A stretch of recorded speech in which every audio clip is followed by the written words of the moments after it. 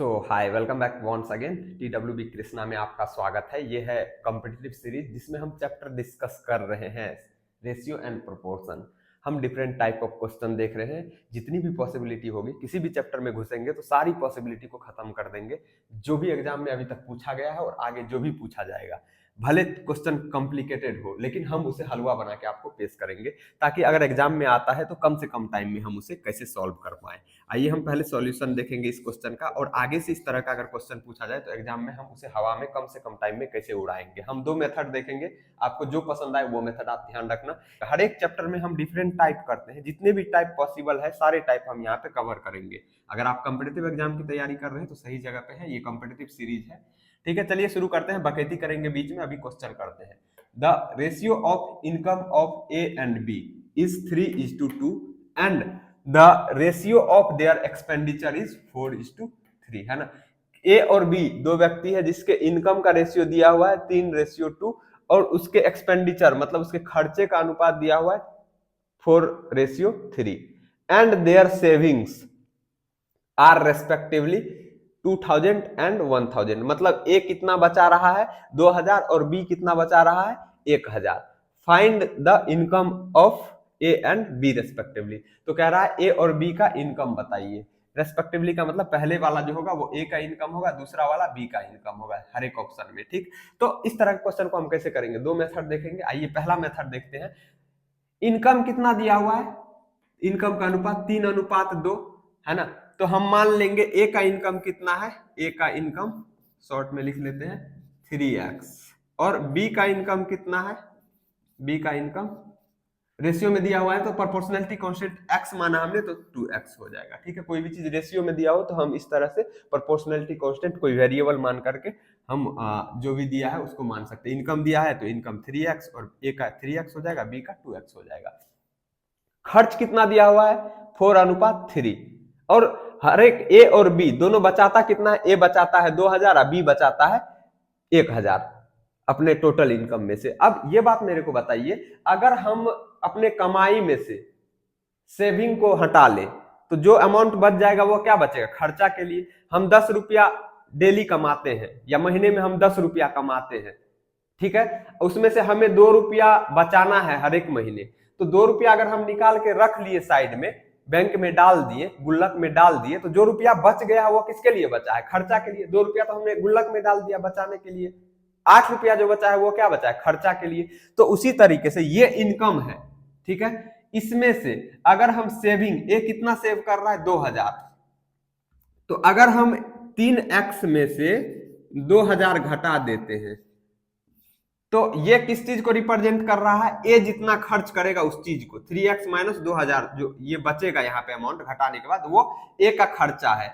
और बी का कितना खर्चा है, बी का खर्चा निकालने के बी के इनकम में से बी के सेविंग को घटा दीजिए तो कितना है 2x माइनस 1000। ये बी का खर्चा हमने बट्टे में क्यों लिया, क्योंकि यहाँ जो रेशियो दिया हुआ है एक्सपेंडिचर का, तो ये ए के एक्सपेंडिचर हो गया, ये बी का एक्सपेंडिचर हो गया, मतलब ये ए का खर्चा हुआ, ये बी का खर्चा हुआ। तो ए और बी के खर्चे का अनुपात क्या हो गया, यहाँ पे ये आ गया। तो यही, ये भी तो एक्सपेंडिचर का ही रेशियो दिया हुआ है।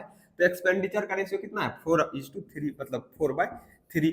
बस हो गया, क्वेश्चन खत्म। यहाँ से सिंप्लीफाई कर दीजिए, आंसर आ जाएगा। एक्स का वैल्यू निकालिएगा, एक्स का वैल्यू यहाँ पे पुट कीजिएगा, वही आपका आंसर होगा। अब यहाँ पे कितना फास्ट कैलकुलेशन करते हैं ये आप पे डिपेंड करता है, लेकिन यहाँ पे आप सीखने बैठे हैं तो हम आपको सिखाएंगे।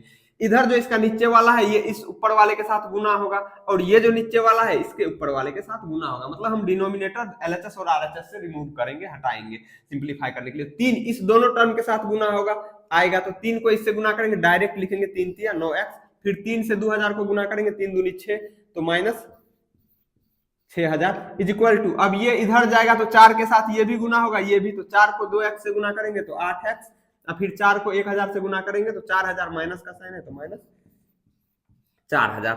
यहां से हमें x का वैल्यू निकालना है ना, तो x वाले को एक साइड करेंगे, ये 9x पहले से इधर है, ये 8x इधर प्लस में है तो इधर आएगा तो माइनस। कोई कहेगा प्लस कहां साइन है, तो शुरू में प्लस का साइन नहीं लिखा हुआ, कोई साइन नहीं रहता तो प्लस का ही होता है। तो ये इधर आएगा तो 9x में से घटेगा 8x, तो कितना बचेगा 1x बचेगा, 1x को डायरेक्ट x लिखेंगे। कांस्टेंट टर्म को इधर ले जाएंगे तो माइनस 6000 है, इधर जाएगा तो कितना हो जाएगा प्लस में 6000, तो शुरू में प्लस लिखते नहीं, 6000 माइनस 4000, क्योंकि 4000 का तो साइड हमने चेंज नहीं किया, पहले से आरएचएस में था, अब भी आरएचएस में है, तो 6000 में से 4000 घटाएंगे तो कितना बचेगा, एक्स का वैल्यू कितना आ गया, 2000 आ गया। तो ये डायरेक्ट आप इतना स्टेप ना लिख करके डायरेक्ट इसके बाद ये वाला लिख सकते हैं, आपको अगर दिख रहा है कि x बराबर 2000 बचेगा। अब हमें इनकम का रेशियो, इनकम कितना है दोनों का बताना है ना, x का वैल्यू 2000 निकला, तो 3x कितना हो जाएगा, 3 और x में क्या रिलेशन है, गुना का, तो 3 को 2000 से गुना करेंगे तो 6000 डायरेक्ट लिख देंगे, पर हम यहाँ पे आपको ऐसे लिख के बता रहे हैं, 3 दूनी 6000, ठीक है। 2x, b का इनकम कितना है 2x, मतलब 2 गुना x का वैल्यू कितना आया है 2000, 2 गुना 2000 गुना करेंगे तो कितना आ जाएगा, 2 दूनी 4, ठीक है, ये 4000। तो ए और बी का इनकम कितना आ गया, ए का इनकम 6000, बी का इनकम 4000 है ना, तो ऑप्शन कौन सा आएगा इसमें, ये नहीं आएगा इसमें, हाँ, ए का इनकम 6000, बी का इनकम 4000, क्योंकि पूछा क्या जा रहा है, income of A and B respectively, respectively मतलब ए का इनकम पहला वाला, फिर बी का इनकम दूसरा वाला होना चाहिए, पहला वाला इनकम जो है ए का इनकम शो करेगा, तो ये 6000 जो है किसका है, ए का है ना, दूसरा वाला बी का है, ठीक है, तो ये ऑप्शन मैच कर रहा है। ये तो एक तरीका हुआ, इससे भी शॉर्ट तरीका चाहते हैं तो पहले आप यहां पे लिख लीजिए, ए यहां पे लिख लिया, बी, ए के इनकम का रेशियो पहले लिख लीजिए, इनकम का रेशियो INC कितना दिया हुआ है 3:3:2, ठीक है, और एक्सपेंडिचर का रेशियो उसके नीचे EXP, एक्सपेंडिचर का रेशियो कितना दिया हुआ 4:3, तो 4 और 3। अब सेविंग कितना है दोनों का, यहां पे नीचे सेविंग लिख दीजिए, सेविंग कितना है, पहले ए का है 2000, अब बी का है 1000, तो 2000 है, यहाँ पे 1000। ये ट्रिक है, आपको याद रखना है, पहले इनकम का रेशियो लिख लिया, फिर एक्सपेंडिचर का और नीचे सेविंग का।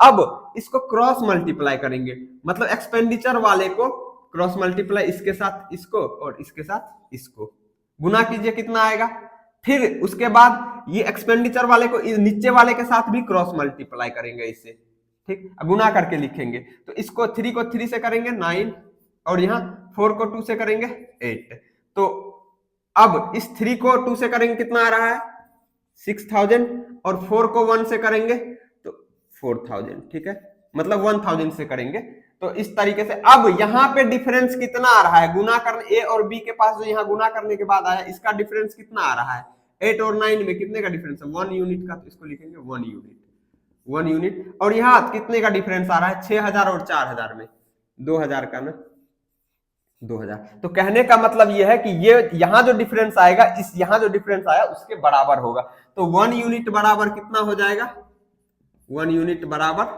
2000, क्योंकि डिफरेंस कितना आया है, यहाँ पे 2000 है, यहाँ पे 1 यूनिट का, तो 1 यूनिट 2000 को रिप्रेजेंट कर रहा है। हमें इनकम का रेशियो दिया हुआ है कितना 3:2, तो 3 यूनिट कितने को रिप्रेजेंट करेगा, 3 यूनिट कितने को रिप्रेजेंट करेगा, 3 गुना 1 यूनिट का वैल्यू 2000 बराबर 6000, तो ए का इनकम कितना है 3 यूनिट, बी का इनकम कितना है 2 यूनिट, तो 2 यूनिट का वैल्यू निकाल लीजिए, 1 यूनिट का वैल्यू पता है, 2 यूनिट का वैल्यू कितना आ जाएगा, 2 गुना 1 यूनिट का वैल्यू 2000।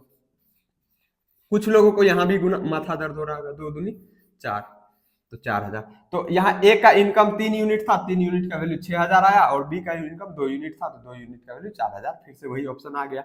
तो ऐसे भी आप कर सकते हैं, ये निंजा टेक्निक है। अगर आपको इसमें मुश्किल लग रहा है, ध्यान रखिए, पहले इनकम का रेशियो जो दिया हुआ है लिख लेंगे, एक्सपेंडिचर का रेशियो लिख लेंगे, फिर सेविंग जो है वो लिख लेंगे। अब एक्सपेंडिचर का जो रेशियो दिया उसको क्रॉस मल्टीप्लाई ऊपर वाले के साथ भी कर देंगे और नीचे वाले के साथ भी, सेविंग के साथ भी और इनकम के साथ भी।